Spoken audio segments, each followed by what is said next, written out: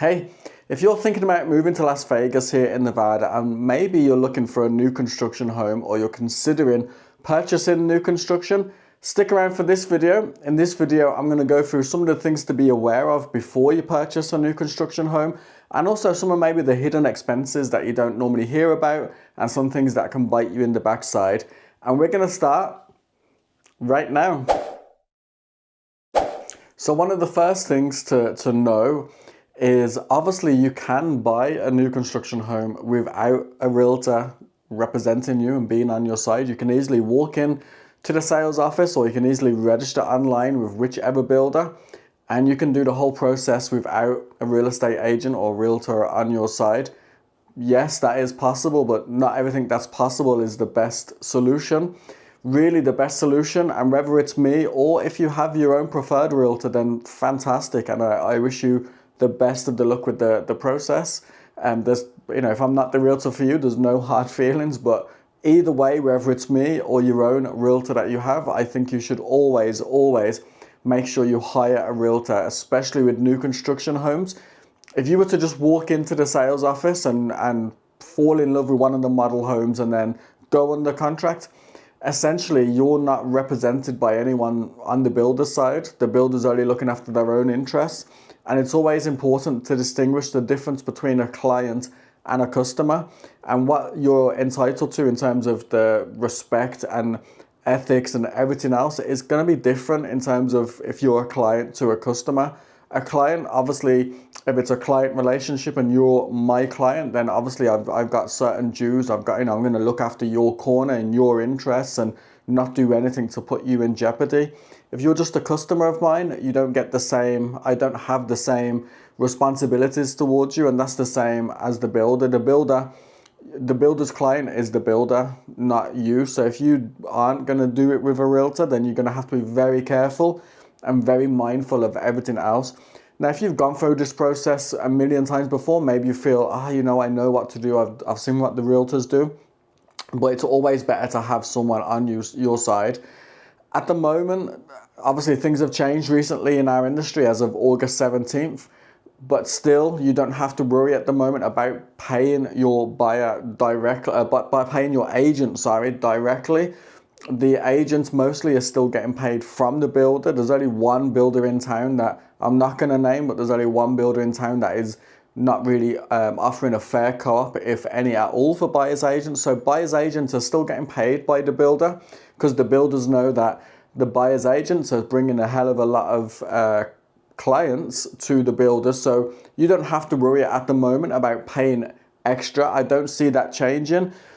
Essentially, the whole, if you want more information on the whole way things have changed in the industry, then definitely reach out, because I don't think I can cover it all in a 10, 15, 20-minute video. But essentially, obviously, there was a lawsuit, and the way things have changed in our industry are the co-op fee for agents is not advertised as frequently, or at all, should I say, but it's still negotiable. It's still part of the transaction, and it's still negotiable. And I've had countless deals since then, and not once has any of my buyers ever had to pay me a dime.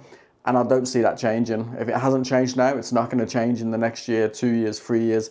Buyer's agents are still going to predominantly be paid by the seller, or in this case, the builder. So don't think, oh my God, things have changed. That means if I have a realtor on my side, I'm going to have to pay them. That necessarily isn't the case. And as I said, most of the builders are still paying us agents a really fair amount as well. And I'm not greedy. I'm not going to say, no, you need to give me this amount. What the builders are giving is fair, and I'm happy. So I'll happily represent you if you are looking. And if you are wanting to have representation, because that's what it's all about, is your needs and your interests represented, then reach out on those details below, and I would love to look after you on your purchase of a new construction home here in the Las Vegas area. One of the other important things to factor in is the build time. Different builders have different build times. They have different ways of building. Some builders are going to be a spec build, and if you haven't heard that term before, that's basically where they've picked out all of the options, all of the upgrades. They sort of go for like a modern, popular theme, so that if you were to not go ahead with the purchase, it wouldn't be hard to resell it, because it hasn't been done to someone else's taste and what someone else would want in their home. So they try to keep it mid-level, where they don't go full on in terms of the upgrades, but there are upgrades that are added. And essentially, 9 times out of 10 when they do that, you do get a better price because they've actually chose the upgrades and options. You haven't actually chose them. Of course, you're going to see those before you go on the contract and before you write the contract, so you can get a copy of everything that's already been chosen on the spec sheet, and then also you can get sent the colors as well and the color schemes that they've chosen for the likes of the counters, the cabinets, backsplashes, anything that has a dash of color. You can get a copy of that as well, so it's not like you're going in blindly and you're like, oh my gosh, what am I going to end up with at the end of this? If you are going the spec build route, obviously the build time is most likely going to be a bit quicker. A lot of builders are doing it between 4 to 6 months now because obviously it's on the same track. It's very easy for them to build it quicker. And then if you're going dirt build, you know, there are some builders still that are doing dirt builds, whether that's KB Homes, Pulte, Toll Brothers, Woodside, still giving you the dirt build option. Then obviously then it's going to be a longer process. Taylor Morrison obviously is another one. It's a longer process, so that can probably take 6 to 8 months to closer to a year, depending on the community, depending on the size of the home, and that's once they start building. If some builders obviously don't even have lots available, so waiting for those lots to come available, or if you have something specific that you want, whether that's a certain view, cul-de-sac, corner, oversized lot, some of those can also take a little bit longer to be released. So always factor that into your time frame, especially if you are having to sell your home from where you're moving from. Always factor that in. You could essentially, in a spec build, it's obviously easier. You need to sell your home and then move, and quite often the time frame is shorter.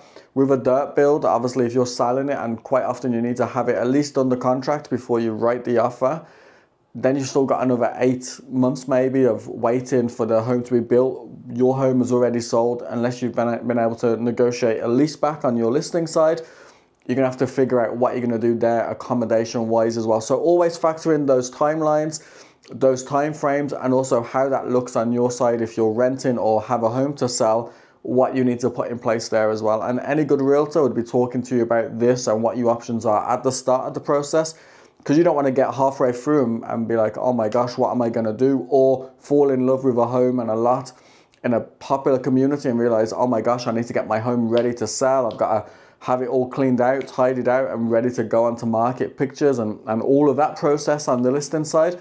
You want to have a plan and a game plan up front, and that's what we're here for. Not all we're here for, but that's part of what we offer, is that obviously we're going to help you, walk you through the process and make sure you're prepared and in the best position possible. So definitely keep those different time frames in mind: spec build and then building from dirt as well. The next thing to be aware of really is lot premiums, which is a premium that is attached to a lot essentially. Obviously it's a bit more than that. It all comes down to the desirability of a lot and what the builders think they can add on to it, because it's going to be a popular. Also, some of that will come back when you come to resell that home. Not essentially the amount that you've paid. I don't think it's going to come back to the same value, but it will definitely hold its value more than the average lot within that community. And I touched on it a little bit in my past point, you know, where if you're looking for a lot that has an amazing view, whether that's unobstructed views of the mountains or city views or lake views if you're in Lake Las Vegas, whether that's an oversized lot or a corner one, or maybe you want a lot that sits in the cul-de-sac, maybe on the corner of the cul-de-sac, because they have then the weird shape configurations. More often than not, there's going to be a higher lot premium on those as opposed to the average, or what the builder would say is their average lot size. So definitely bear that in mind if you've got something that's really important to you. Like, Peter, I need to make sure I've got this view, or I need to make sure I'm sitting at this part of the community. Just be prepared that you might have to pay more. Now, if you are going the spec build route, that is already going to be built into the price. The lot premium is already going to be built into the price. When you get the price sheet, you'll already see what the lot premium is. They will have still lot premiums, and they will charge a little bit extra for those premium lots, but it is already built into the price. Don't get too distracted when the builders have it on their website and it says from this amount. It's never that amount with a new construction home, ever, unless you go to available homes, and that's actually what they have available. The from is just basically their starting point, and that's literally with no flooring, no cabinets, no countertops, no design options, no upgrades, anything like that. So it's never that price, but when you get the price from the builder on an official, price sheet, that will have the lot premium. If we're going back to dirt build, when you're coming to the point of choosing which lot, then each lot will have a different lot premium, and then the builder will go through that with you, as well as obviously myself, because I'll be there representing you. We'll go through the different lot costs and prices and how they add up, and if that's going to be maybe too much, and maybe that view that you wanted isn't going to be worth it. I've seen lot premiums from 5,000, 2,500, all the way up to over 100,000, maybe even closer to 200,000 for homes that are in the mountains, or Lake Las Vegas when you got unobstructed views of the lake. So all depends on what's important to you and if you can justify that cost. Some people, it's an absolute deal breaker and they will pay that amount no matter what. Others, they start the process thinking that they like it, but then when they realize how much it's going to cost extra, they'd rather put that money into the house and having the house the way that they want it. So let me know what for you, would you pay an extra 50 to 100,000 to have unobstructed views of, I don't know, the city or the mountains or the lake? Whichever one of those three is important for you. Let me know in the comments below what you would do, because I'm always interested. I like to think I would pay the extra, but I don't think I would, because I spend obviously most of my time in the house and around the community where I'll have those views anyway, as opposed to sitting in my yard and admiring the view. So let me know what's important to you though, because everybody's different. The next thing to be aware of is going to be another cost, and that's going to be SID or lid fees. Most of the time in new construction, you're going to be looking at these fees depending on what community, and even in resale. The home I purchased here in Inspirada had a SID and lid fee attached to it, even though it was resale, but because there was still a balance remaining, I had to inherit that fee. So also, even if you're buying resale, just know that it could be possible, mostly in the newer communities.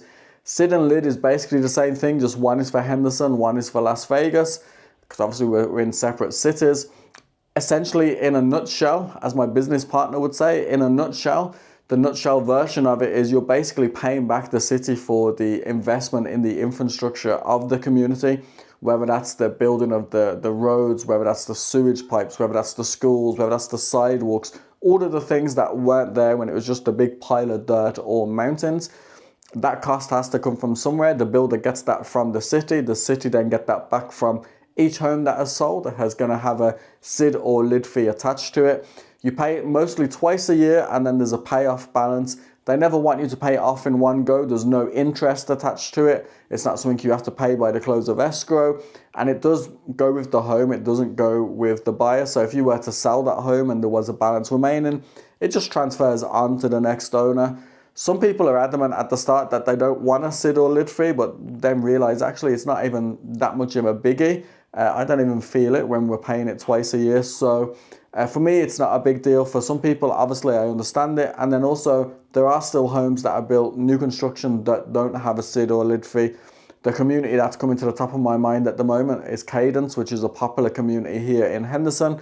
10 different builders with loads of different new construction options, but none of those have a SID or lid fee because essentially a lot of the infrastructure was already there. Although obviously the land was used for something else, which is a topic for another video. Most of the infrastructure was already there, as opposed to Inspirada, where I am in Henderson, and the infrastructure wasn't there, so it had to come from somewhere. So I know some people have moved from other parts of the country and the SID and lids have been outrageous, or whatever it's called in your state. I can tell you I pay, I think it's just over 600 twice a year, so what, 1,200 a year? And I think the payoff balance remaining was about 6K on it when we inherited it. So all in all, it's not the end of the world, but it is another fee that you should be aware of. Another potential fee to be aware of, and I'm not advocating for or against HOAs, but it is something that the majority of new construction homes are falling within some part of HOA. Some of them are also gated, which has a second HOA or second assessment on it as well. So you have an extra fee for obviously whoever looks after whatever behind the gate. But the majority of new construction are sort of within a HOA of some sort. I know a lot of people don't like HOAs. I know a lot of people have had bad experiences. So I'm not saying who's right or who's wrong. My own personal opinion is I love living in a HOA. Nobody has dictated to me what I can do and what I can't do. They've been quite flexible, quite reasonable, including some of the plants that we took out of the front yard and ended up planting some citrus trees in there. Nobody has come and told me to cut them or take them down. The only thing that we had was some of our rocks. It was looking a bit bare from the previous owner. They never told us about it, but I wanted to get ahead of them and make sure that it was looked after. Other than that, I haven't heard anything negative from my HOA. On the flip side, I've seen all of the great things they're doing within the community, all of the community events, how the community is taken care of, how it's looked after, how it looks very appealing when you drive in. All of those things that you don't get in a non-HOA community, and you will know a difference when you're driving between one or another. You just have to choose if it's worth it for you. For me, it's worth it. For Joe Bloggs, might not be worth it, and I respect both decisions. Just be aware, if you are looking at new construction homes, I'd say 99.9% of them are falling within some sort of HOA, so you're not going to escape it entirely. Now, it might be in a HOA that is really less restrictive. Maybe the HOA is only $20 a month, $50 a month, and it's not a HOA that's really in your business. Or it could be in a HOA where maybe you're paying a lot more. Maybe you're in a guard-gated community and you've got that second or third assessment and you're paying quite a lot per month, and also there's a lot of rules that come with that. You will always get a copy of the CC&Rs, the covenant conditions and restrictions, and that will tell you everything about the HOA, and you have 5 days to read that and then decide if you're going to proceed or not. I would say if you're on the fence, take the time to read it and see what are the bylaws, because if it's not essentially in those bylaws, they can't really tell you diddly squat about it, and if someone tried to tell you something about it, you can obviously have a case against them. I've seen horror stories. I've seen things online, not in Vegas or Henderson, but I've seen things online of HOAs trying to break in or demanding a copy of the key. Let me tell you, no HOA here is allowed access to the inside of your property, and they are not allowed to tell you what you can do within the inside of your walls either. So definitely don't let those horror stories scare you. I know if you've probably had a horror story from another state, it could put you off. And also, if I'm being transparent, there's a few HOAs here that I would stay away from, my own opinion, from my own dealings. And again, if you're curious about those, then definitely reach out on the contact details below and I can share them with you and share my own experiences of why I feel that way.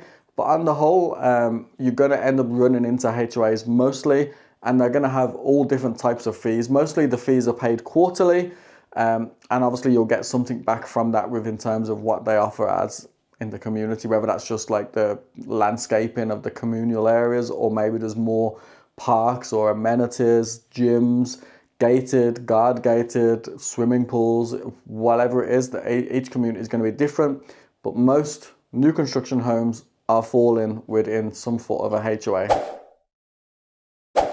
The next thing to be aware of is another cost, and that's going to be the average upgrade cost. Now, obviously, when you go onto the builder's website, whether that's KB, Century, Toll Brothers, Woodside, whoever it is, DR Horton, Lennar, they're going to have, their banners are going to really be screaming about low prices, but actually that's not going to be the price that you pay. If you're building spec, then the upgrade cost has already been factored into the cost of what you've been given on a price sheet. If you're building from dirt, I would say it's impossible to give you an amount because everyone's starting at a different point, and then every builder has a different design studio and structural upgrades. I would say though, it's always good to factor around about 12 to 15% minimum of the base price to go towards your structure and upgrade options. And that will give you a good buffer. Now, it's not an exact science. Some people go more because they have fancy taste. Some people go less because they want to keep it down. I would say on average, you're looking at 12 to 15% of your base price going towards those options and upgrades. The builders that I've dealt with that mostly build from dirt, whether that's Woodside, KB Homes, Pulte, Toll Brothers, whenever I've had clients go through the process with them, what I've always appreciated is they don't try and, everything is priced in brackets when you go to their studios, so they don't try and, if you actually look at things that are in an expensive bracket, a lot of the times they try to actually talk you into something that looks the same quality, that you're not going to feel a difference, but actually might be in a bracket below to try and save you some money. Taylor Morrison, the same. The point I'm getting across is they don't, when you go into these studios, I've never had an opinion of them of trying to oversell and upsell my clients. And I've always been there to try and, maybe talk them down off the ledge if they are like being pushed on a higher amount. It's the opposite. I've always found that they try to respect your budget and to make that budget go as far as possible. And they will go through that with you and they'll say, do you have an amount in mind that you want to stick to? And they'll work with that to try and keep that there as well. We're going to touch on incentives the next point in terms of overall builder incentives, but quite often one of the incentives you get if you are building from dirt is a design center credit as well. And if you're spending X amount, they'll give you X amount back as well, which can also even more maximize it. But to go back to the original part of this point, it's to always factor in that extra amount when you're looking at new construction homes and building from dirt, is that it is going to be added on and another expense to obviously to take in mind. The next thing is the builder incentives. Now, if you're using the builder's in-house lender, you're going to get a certain incentive for doing that. Obviously, the builder makes more profit if you use their in-house lending team. So they are going to give you some of that as a kickback, whether that is 2% of the loan amount, whether that's 3% of the purchase price, or even with Century, it's 6% of the base price or 6% of the loan amount actually that you get back, which is the highest that I've seen anyone offering. Now, obviously they can change at any time, and if the market gets flooded, they're going to obviously be a bit more stingy on their incentives because there's going to be so many buyers.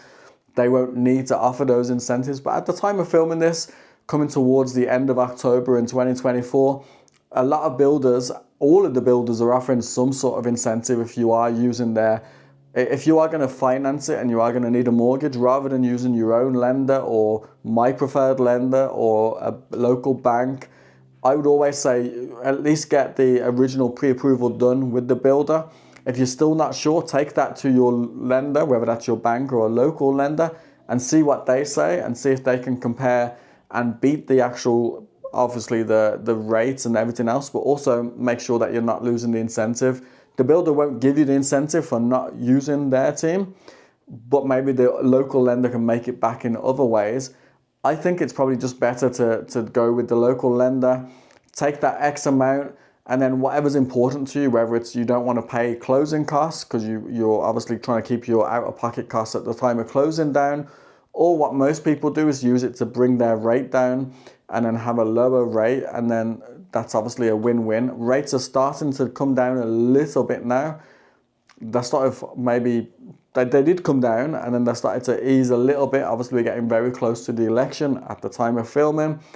So I'd be intrigued to see how those changes reflect in the market and also with what the builders are offering in terms of incentive. If you're a cash buyer, you're still going to get some incentive. They might try and take a little bit off the price of the home or maybe cover your closing costs. Won't be as much as if you're using a lender because the builder gets money from the lender, so the more profit to play with from the builder side. And then also you get incentives if you're building from dirt. You'll get most of the time you'll get a design center credit as well. And that obviously can be used on your design and upgrades as well, depending on how much you're spending. Sometimes you can get a little bit more back there as well. So there are incentives from the builders, which is another reason that makes new construction, apart from a brand new home, it's another reason that makes new construction very appealing for a lot of people is those incentives. You won't get those obviously when you're buying a resale home. So then that's also something to bear in mind. Another thing to think about when buying your new construction home is the deposits. You're going to have various different deposits, especially if you're building from dirt. If you're building a spec build, you're just going to mostly have your earnest money deposit. It's going to be different for every builder. I've seen 5,000, 10,000, 20,000. So it just depends on the builder and also the purchase price. You're going to normally have to pay that within a few days of having the contract accepted. And if you don't, obviously then they have the right to rescind the offer and just not sell you the home. And that deposit is protected. So it is protected. There'll be different contingencies. So if you're going to have a loan and you don't qualify for whatever loan for whatever reason within the certain time frame that is set out, and again, that's completely different for each builder. It'll be on your contract though, and we can go through that. Again, that's another reason to have a realtor, is we can go through the contract together, make sure you're aware of everything. And if you don't qualify for the loan, then you'll just get your earnest money deposit back. And then also, if you're building from dirt, you're going to have different types of deposits in terms of your your structure upgrades, you're going to have to pay X amount as a deposit for that when you choose those. And then the same for the design upgrades from the design center. You're going to have to pay a deposit for those as well. So just bear in mind those different deposits. Again, that's why it's important to have someone on your side to walk you through the process and make sure nothing is getting slipped or left behind, or suddenly last minute you realize, oh my gosh, I need to pay this deposit. Once you know everything up front, then you're going to be better prepared to handle the whole process. And that's why we're here to hold your hand and make sure that nothing slips through the cracks at the end of the day. So if you are, if you like what you've seen so far, or you've seen some of my other videos and you're thinking of moving to the area and buying maybe a new construction home or even a resale home, I can help you either way. Definitely please do reach out on the contact details below, and I would love to look after you and love to make sure that your interests are looked after when you're buying a home here.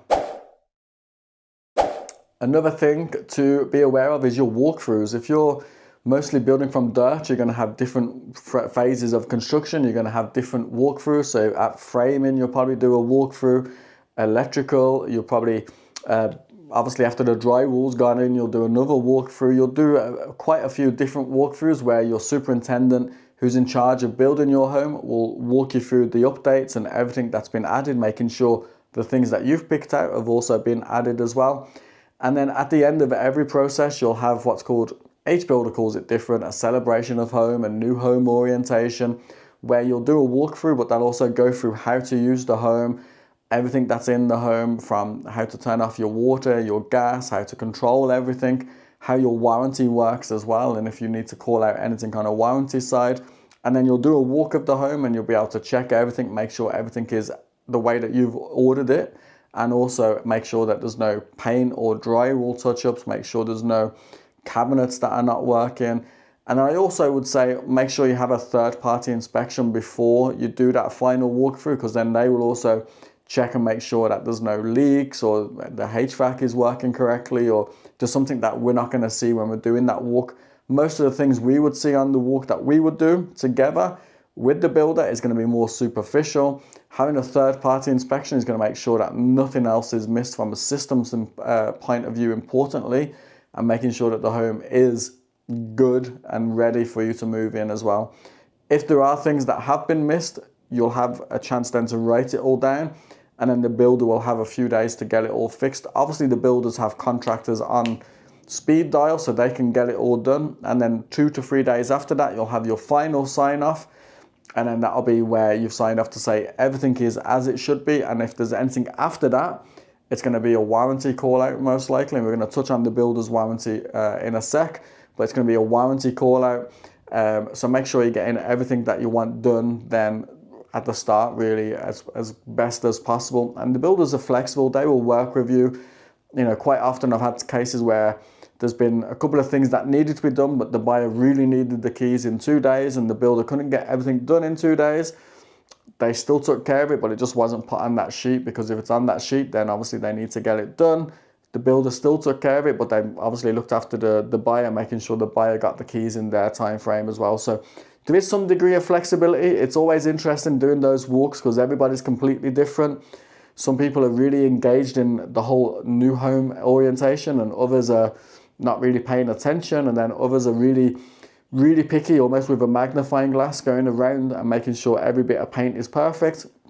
And other people are a bit more flexible, and I'm actually like, hey, there's a bit of paint here that's missing, or a bit of drywall here that's chipped, and trying to help them actually make sure the home is perfect. So everybody's different, and I enjoy those final walkthroughs because it's getting towards the end of the process that's been months and months and months in the making, and the excitement is starting to really build because it's starting to feel real now that my buyer is actually going to be buying this home. So I enjoy it. I never miss the opportunity to come and be there by your side as well, and that's what I'm here for, is to be by your side at the end of the day.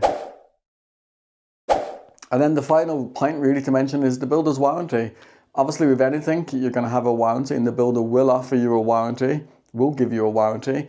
On a new home, it's mostly 1 year, which covers everything and anything within the home. So if anything goes wrong, you're completely covered. And a lot of the times, the builders will offer to do a final touch-up before the 1 year warranty ends as well. So 1 year, you're completely covered. Should anything go wrong, then you can always get it covered on warranty. Now, some builders are better with their warranty than others. Some builders, if there's a warranty call out, they will come straight away and look after it. Other builders can be a bit more draggy. I always get asked, Peter, who's the best builder in town? Like, who's the best builders and who are the builders I should stay away from? My answer is, it's not how they build the home and if there's any issues. My answer is always, it's if an issue arises, because the homes are built by humans, like something can be missed. If an issue arises, how they take care of the buyer and how they take care of the homeowner, that's always my answer. And then I give some examples, which, if you want to get those examples from me, you're going to have to reach out. I'm going to obviously hang on to the good stuff, the juicy stuff. If you reach out, then, anyone who's reached out can tell you for sure I've been completely transparent with the builders that I trust and the builders that I don't trust as much. And I'll share that information with you, 100% I will. But you're going to have a 1-year warranty that covers everything. Then your major systems, such as your electrical, your plumbing, your HVAC, they're covered for. Sometimes it's different. It's either 2 years or 3 years mostly. That's the sort of average from the builders. So should anything go wrong with those, then you're going to be covered for that time. Sometimes you might need to register those things. So I might need to register something to obviously for that part of the warranty. And then your structure is going to be 10 years warranty. So anything structural wise is going to be 10 years. And then obviously you have your roof as well, which is mostly 20 to 25 years on the warranty on that as well. If you are going to get something done that changes the warranty, obviously in your first year you might not like the flooring. Just be aware of how that affects your warranty, and if you're unsure if it's going to affect your warranty, either reach out to me or reach out to the builder and they can let you know. Sometimes the solar panels, if you want solar, and I've got a great solar company if you need one, sometimes that can affect your warranty with the builder. Sometimes changing the flooring in your first year can affect your warranty. So always bear those things in mind. Most of the time though, the builders will give you options and alternatives if it is going to affect the warranty, of things you can do to protect your warranty, because the last thing you want to do is do anything that's going to void that warranty, especially if there's a good amount of time to run on it. And again, any doubts, just reach out to me and I'll happily help you the best I can. But you are going to have a warranty in the first year. As I said, everything is covered. It's like a bumper to bumper with a brand new car. Same sort of warranty, everything is covered. And that's it, guys. Hopefully you learned a bit more about buying a new construction home here in Las Vegas. Hopefully I've made it less daunting for you and given you a bit more information. Maybe it's another one of those you maybe need to rewatch again and take some notes and make sure you are prepared. If you have found this video useful, then please give me a like. Also, don't forget to subscribe if you haven't already subscribed. I would appreciate it. I'm really trying to get to 2,000 subscribers. It's starting to take a little while now. It's slowed down. We had a rush of subscribers and it started to slow down a little bit. So if you've been on the fence about subscribing, then hopefully I've done a good job of convincing you of why you should subscribe and the value that I give in my videos. And also tap on the bell for notifications and you'll be notified every time I post a new video. Thank you to everyone who has liked, who has commented, who has subscribed to my channel. I appreciate you all supporting my channel. Even if you haven't reached out yet, still the support on my channel doesn't go unnoticed. And then obviously just one final reminder, if you are considering moving to Las Vegas or Henderson, please get in touch however you're comfortable. Whenever you're ready, you can take a screenshot of my contact details, my number and email, and you can also, in the description is the link to set up a Zoom call and we can jump on a Zoom call, whatever works best for you. I'm quite flexible. It's me that you're going to get to at the end of the day, whichever method you choose. I don't give it to someone else to answer. So definitely, however you're comfortable, whenever you're ready, please do reach out, because I love it when you guys reach out. Some of the conversations we have at the very start are amazing, and it never gets lost on me, the impact of watching a video and someone connecting to me through the video and then that making them want to reach out to me. It's a special feeling. I can't put it into words. But it is a special feeling. So if you are on the fence, then please do reach out and I would look after you the best that I can. Huge thanks to everyone who has reached out. If you are still watching my videos, thank you, thank you, thank you. I hope when you did reach out, I didn't disappoint you. And I appreciate each and every one of you. Until the next time, thank you so much for watching. You take care.